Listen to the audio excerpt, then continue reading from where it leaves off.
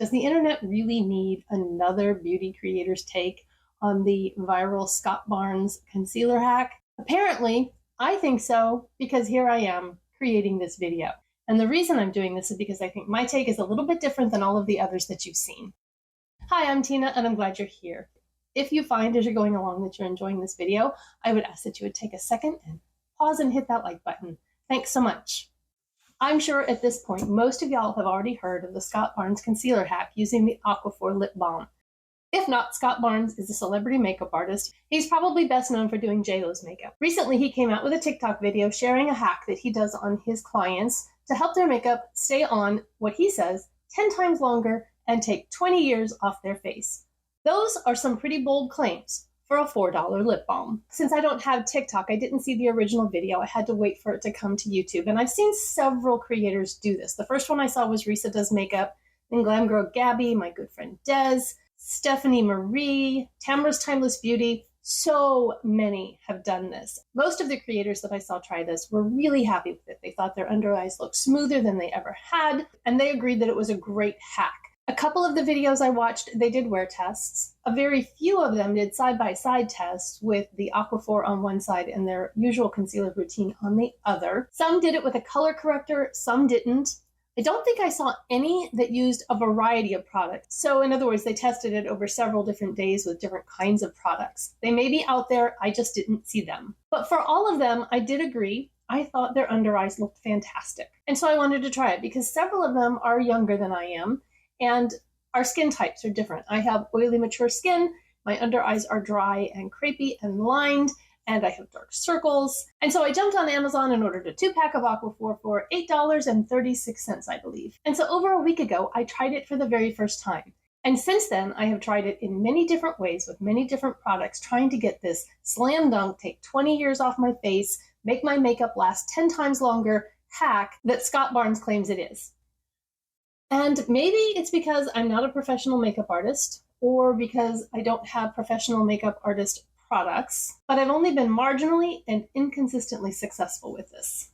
And I'm not going to lie, there's a part of me that doesn't even want to go to the effort of putting all of this together, trying to knit together and mesh together the footage from the past few days into something that makes sense and put this up. I kind of want to just chuck it all and move on to something else. But I feel like I can't be the only person on the internet who can't make this work. And I'm guessing if you're watching me, you're probably not a professional makeup artist either, and you probably don't have professional makeup artist products in your home. But maybe you've got a tip for me that I haven't thought of. And maybe if I'm doing something wrong, you guys can let me know, and I'll try your suggestions and see if they work. Besides that, I might just be a little stubborn, and when I didn't get the results that everybody else did, I kind of had to keep going, either to the point where I got the results, or I could prove to myself that it didn't really matter what I was going to do, I wasn't going to get the results. So how about if we jump into it and see where I ended up? Now, in his video, Scott did use this Aquaphor Advanced Therapy Cream gel stuff on the woman's neck and then put makeup over it. I did try that in one of my attempts, and I'm just going to let you know here that I hated it. It felt really, I seriously felt like I'd smeared Vaseline on my neck. It seemed like it accentuated my lines because it kind of was shiny and then brought attention to it. And then I tried to powder it, which just felt yucky. Maybe I needed to put a cream foundation over it, but I don't put foundation on my neck. So this part of the hack I am declaring not for me. Using it at night as a neck cream might be a different story, but for wearing during the day, yeah, it just felt yuck. So I'm not even going to show you that part of the footage because there's really no point. Then he used the Aquaphor lip balm in the tube, in the stick form, on the woman's face. And he used it under the eyes, in the nasolabial folds, and on the upper lip. I did not do all of that on the first couple of attempts. I focused on the under eyes at first. He also used the Maybelline Color Stay Powder Foundation, which I did not have. And so I use powders that I have and know I love. And maybe that was the missing piece. So I did stop by Walmart on my way home from work today, and I picked up the powder foundation. Now, obviously I haven't used it yet because I just picked it up a couple hours ago. I will test it maybe one more time tomorrow and use this, and then I can update in a pinned comment what I thought of it, but I really want to get editing on this once I'm done filming. So I'm not going to film another day's attempt. I will just let you know if there was any difference. I did one eye with Aquaphor, one eye without, and when I used the powder foundation, and while the powder foundation itself looked beautiful, It unfortunately did not make the aquaphor hack work any better than without it. Okay, so attempt number 1 happened on May 30th. It was later in the day. I had gone to work in the morning, came home, washed my face, and then sat down to film. I was testing a foundation that day. That part's not important. That's on a different video. I just kind of cut away and put on the aquaphor and my concealer and my powder. And now I'm going to send you to past Tina, and she's going to tell you all about that first attempt. And the way I saw this being done was they just rubbed this under the eye and then kind of patted it in. And I'm not doing both sides because I want to be able to see if there's a difference. Now, it does feel rather balmy, as you might expect. And so I feel like it's just going to crease. But we'll see. Keep an open mind. In the video, he also put it here in the marionette lines. I don't really have very deep nasal labial folds right there, so I'm not going to do that, but I am going to put a little on my crow's feet. So I want to come in close and smile. I do have wrinkles. I have dark under eye circles. I put my makeup on at 8 o'clock this morning, worked, came home, took off my base makeup, touched up my eyes, and here we are. So we're not going to get a full 8-hour wear test or anything. We're just going to see what it looks like. If I like the way it looks on first impressions, then I will do this again tomorrow and wear it all day and let you know how it works. I'm going to use the Flower Beauty Light Illusion Concealer. I believe my shade is Vanilla. If that's different, I will update it on the screen. I'm going to take this and put it on the back of my hand because that comes off the doe foot is too much concealer. If you put all of that on your under eyes, it's going to look terrible, creasy, cakey. Don't do it. In the part where it's flat, not where that big bump of concealer is, I am going to take some on my finger, and that might even be too much. Now I'm going to tap out that balm again and go in and start tapping in concealer. If I need more, I can go back for more. It's so much easier to add than it is to take away. So don't be afraid to add a couple of light layers rather than one big blob. And then I'm going to take just a tiny little bit more. And then using a clean finger, because I had a little bit more than I wanted, I'm going to dab around there. And then still have a little darkness up here, so I'm going to put just a tiny little bit more. Okay. And now I am going to do the other side. Same amount. I'm trying to be very even-handed so that we can get a good idea of how this hack works. If it smooths out the under eyes, all of that. So I want to look at this in my 10x mirror. Okay, I'm going to bring you guys in really close so that you can see what I got going on here. And this is the aquaphor eye, and this is the non-aquaphor eye. And I do think it looks smoother over here, and that the product has laid down smoother. It looks a little bit cakey or something, like right in here. Can you see that? So like I said, I'm not going to be able to give this a very long wear test, but I will keep it on until probably about 10 o'clock tonight. And from that, then I will decide what I'm going to do about tomorrow. By the way, I'm not going to set this. I'm going to let it just be. I did not film a specific check-in for my under eyes. I did film a check-in for the wear test. And so I grabbed a still shot of my under eyes so we can see what it looked like after 5 hours. As a reminder, on this one, I had aquaphor on my right eye. And in case you're not sure which side of the camera is my right versus your right, my right eye has a brown spot in it. Let me come in really close so you can see. You see that? If you're ever confused in a picture, my right eye has that brown spot. If my eyes are closed, obviously that's not going to help. But if they're open, you can tell which side's my right by the brown spot. And so on this one, I had the aquaphor on the brown spot side and nothing on the left. And this day, I did kind of feel like the aquaphor side looked better than the non-aquaphor side. And so then I thought, okay, great. Now I want to go in and use a color corrector. and see if I get the same results because there's more product there. So let's see what happens. And so on June 1st, a couple days later, I went in with Aquaphor on the left eye only, and then I used the Catrice Under Eye Brightener on both eyes, and the 24-hour L'Oreal Infallible Fresh Wear for the concealer. All right, Pastina, take it away. He used the Aquaphor Lip Balm on the under eyes, the marionette lines, and above the upper lip. I am only going to be doing half of my face because that way we can see if there's any difference in how the half with the Aquaphor performed versus the half without. And I have a dry patch above my mouth right here on this side. So I have decided to put the Aquaphor on this half of my face. So let's swipe some of this on my face. All right, so he went in pretty liberally with it. So that's what I'm going to do there. I am going to make sure that I get, let me pull you guys in. And then I don't really have very deep marionette lines, but we'll go ahead and do it just because he did. I do have trouble with large pores on my nose, and so maybe it will help that. And then I'm going to put it on my upper lip. And then I also get creasing right here. I'm going to put it there, and I have a very deep crease along my jawline that makeup likes to settle in. So hey, while we're doing this, why not? And now I'm going to just kind of rub and tap that in. And I'm telling you, as someone with oily skin, it feels really weird to be putting this balmy substance on my face and then be planning to put makeup over the top of it. I don't think I'm going to put any primer anywhere else on my face. I feel like that's going to skew the results if I do that. So let me get my hair up and I'll be back for putting on my foundation. I'm going to use my Maybelline Matte and Poreless. This is a medium to full coverage foundation.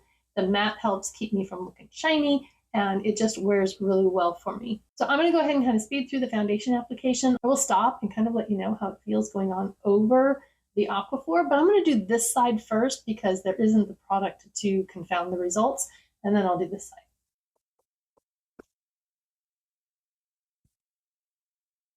I'm going to try to put the same amount over here. I am going to tap over where that Aquaphor is just to make sure that it's not like bunched up. And it does feel pretty emollient. So I do have dryness on the side of my nose. So it'll be interesting to see if one side looks better than the other. Here we go.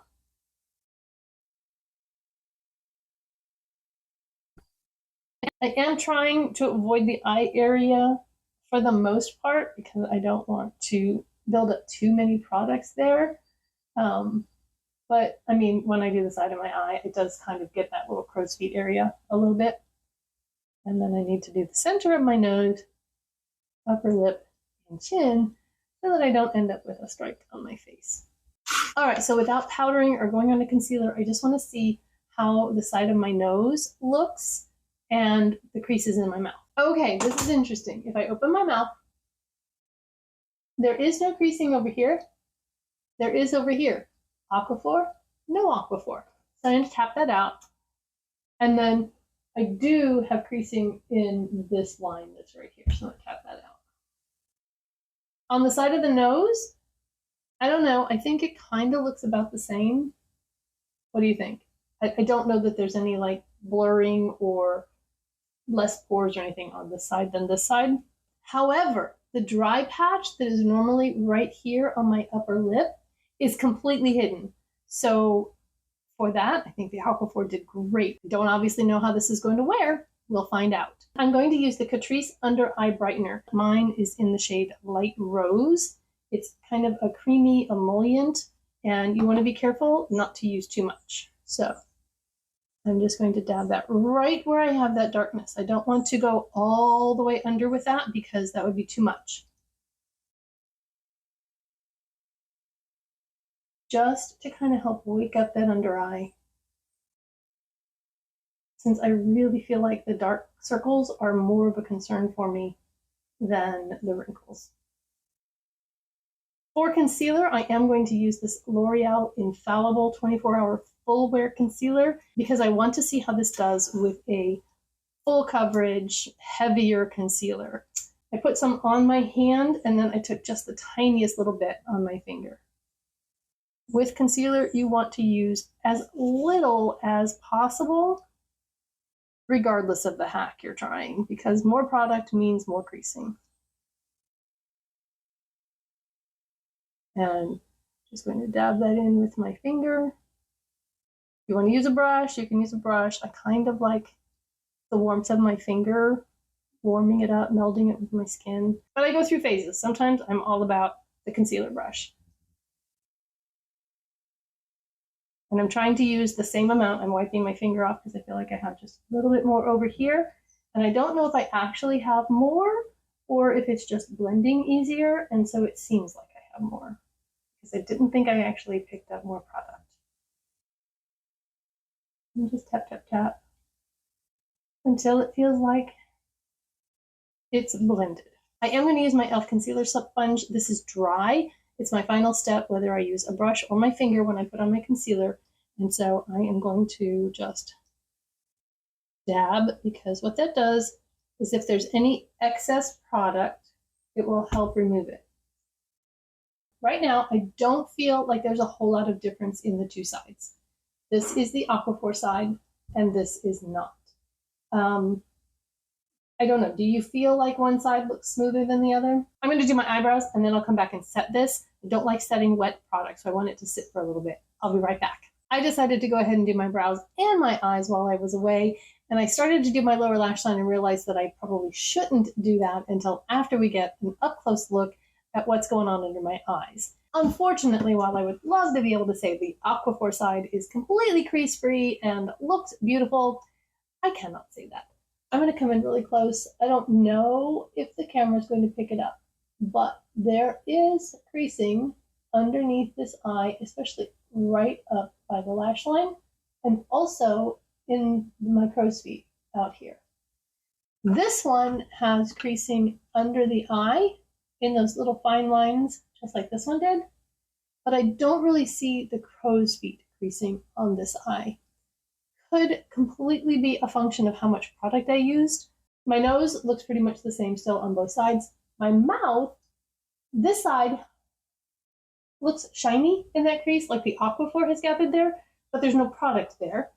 And this side has a crease of product again. I'm going to tap out both of those. I'm also going to tap out under my eyes, and I'm going to set it. For the setting, I'm using my number 7 Lift and Illuminate Triple Action Finishing Powder.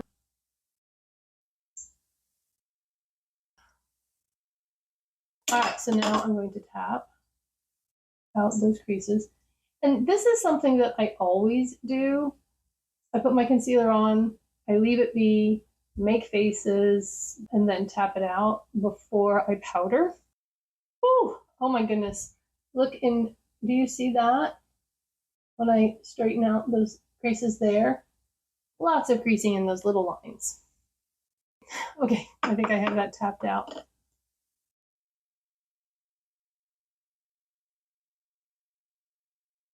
I am going to use the Maybelline Fit Me powder and set the rest of my face before I do my bronzer and blush. Remember, this side is just the Maybelline Fit Me. And this side has the aquaphor, not only under the eye, but along the side of my nose, on my upper lip, in this crease here, and along my jawline.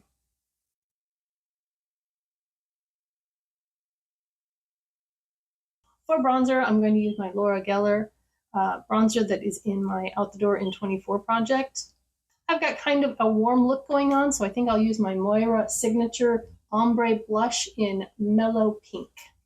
And then for highlighter, how about the Wander Glow Wondrous? I'm using this also in my Out the Door in 24. And one more time, before I put on my lower lash mascara, I want to check my creasing. I don't have creasing on the non-aquaphor side. I do have creasing on the aquaphor side. Okay guys, so if I don't agree with Scott that this makes me look 20 years younger and makes my makeup last 10 times longer, do I get banned from the YouTube beauty space? Because right now I'm not ready to jump on this bandwagon. The last thing I'm going to do before we go outside is set with my e.l.f. Stay All Night Microfine Setting Mist.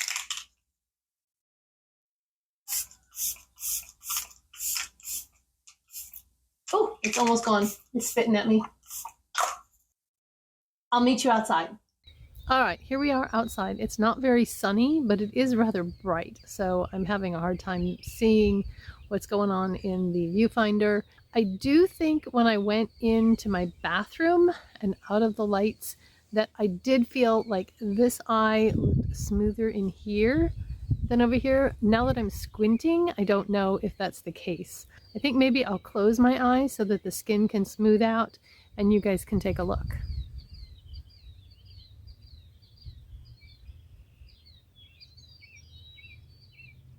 What do you think? Does the aquaphor side look any smoother than the non-aquaphor side? I'll take a look at it and give you my thoughts when I can review the footage. So I guess that's all I've got for now. I will be back in a few hours, let you know how this is setting on my skin, and then update you at the end of the evening. See you soon.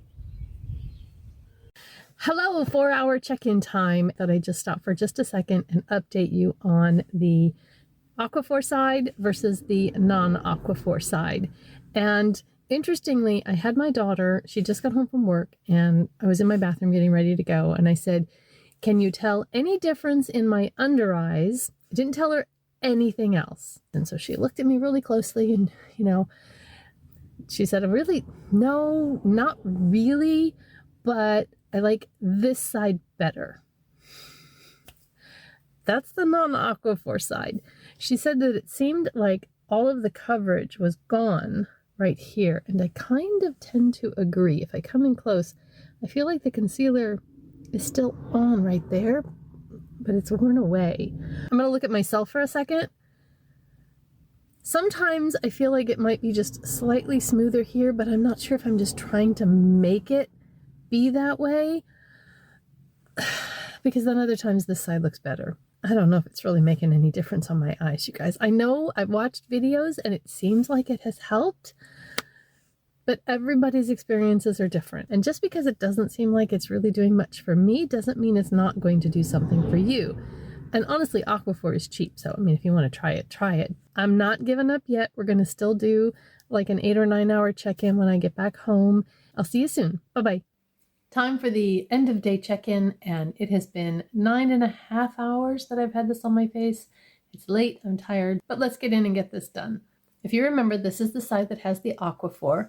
To be perfectly honest, I don't think I can tell a bit of difference between the two sides of my face. I have a little creasing in the corner here, and this one I have some creasing underneath.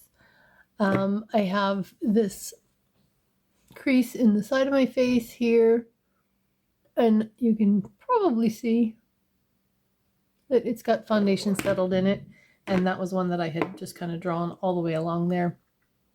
It's not settled in the corners of my mouth anymore. The dry patch above my lip kind of has started to appear, if you can, right there. So I don't know what to tell you. I would have loved to have jumped on this bandwagon and said, yes, it's true. It's the best concealer hack ever. Makes you look 20 years younger. But I just don't see it. I don't see the difference. So there was attempt number 2. What did you think? The next day I tried it again, but I thought it would be fun to compare it with some other products that I have. And so I pulled out the Wet n Wild Primer Stick, which is a blurring primer.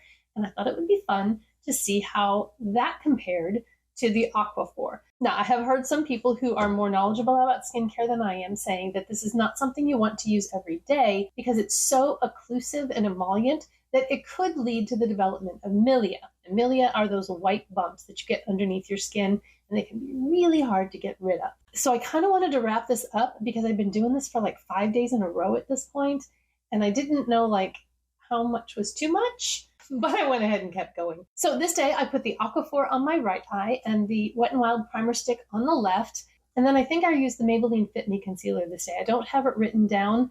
I am not going to link a bunch of products of what was on my face down in the description box because this was done over so many different days that would just be overwhelming. Now, my husband and my daughter at this point knew that I was testing products on my under eye, but they didn't know what I was putting where or what I was putting it up against. And so I just asked them, which one do you think looks better?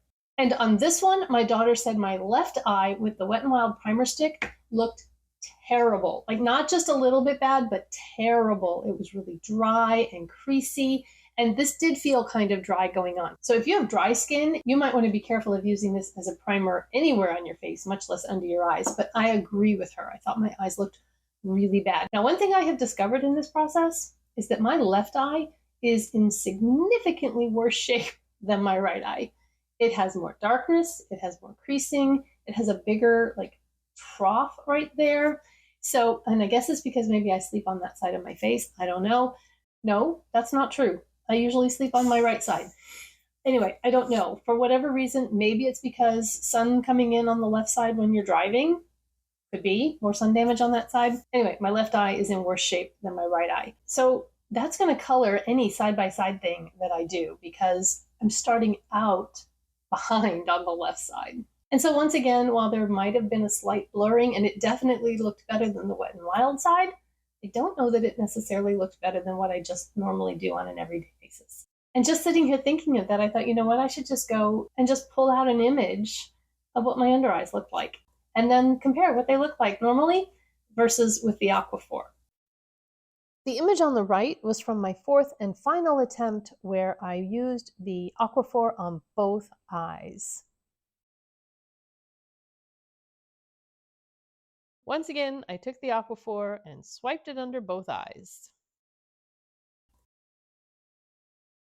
In addition, I also put it on the dry patch on my lip and on my cheek area.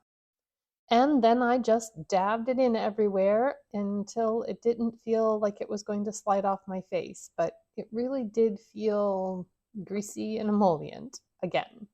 And then I just put on the rest of my makeup, starting with the e.l.f. Jelly Pop Primer,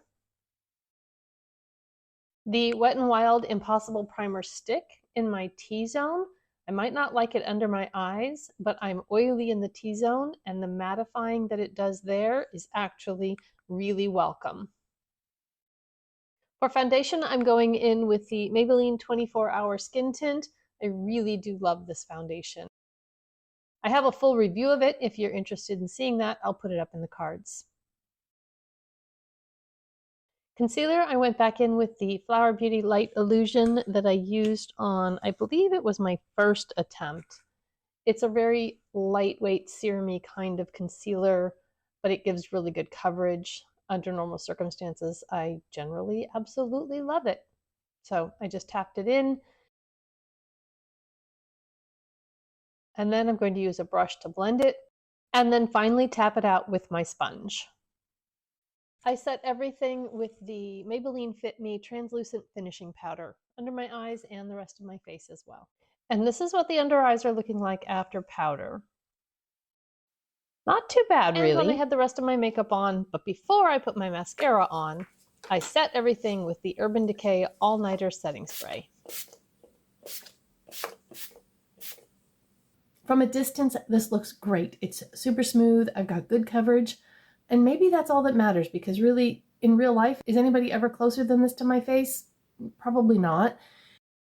So this is what it looked like freshly applied. And honestly, it doesn't look bad, but it also doesn't really look any different than when I don't use the aquaphor. So claiming that it is going to make me look 20 years younger, it doesn't. I don't know, it's been maybe a half an hour since I finished my makeup, but I'm going to tap it out again and then go about my day and see how this holds up. The biggest issue I've been having is completely losing coverage in this inner corner where I have the most darkness and actually need the most coverage. So I don't know, maybe it's something that I need to try just putting it in the outside. But one of the cautions that people have been saying is that if you use this every day, it could lead to the development of milia. And I kind of feel like I'm kind of starting to get one under this eye. So unless the results at the end of today are just like, oh my goodness, wow, this is fantastic, my experiment with the aquaphor under the eyes might be coming to an end. And now please ignore the out of focus and the no audio, but this was my end of day check-in. And while it's difficult to see because of the blurry picture, it was creased, it was worn off in the inner corner, and it did not last longer than my concealer does when I don't use the aquaphor. Why does this work for everyone but me? You guys, this video is a hot mess. I got to the end of my editing after like 2 days of merging all this stuff together and trying to make it not too long and not too boring, but to get the point across that I really, really tried to make this work. And I found out that my final check-in and my outro had no audio. So this is the outro you're getting. And yes, I probably should have just chucked it all and done it as a short and said, I tried it lots of different ways. It didn't work for me. Your mileage may vary, but I didn't. So if you watched the whole thing, thank you. If you also tried it and it didn't work for you, how about you put a puppy dog emoji down in the comments so that I know it wasn't just me. I guess if it is just me, it is just me. But I have to give you my honest thoughts, even if they're not the popular ones, and even if everybody else is saying something different. I hope you all have a beautiful, blessed day, and I'll see you in the next one. Bye-bye.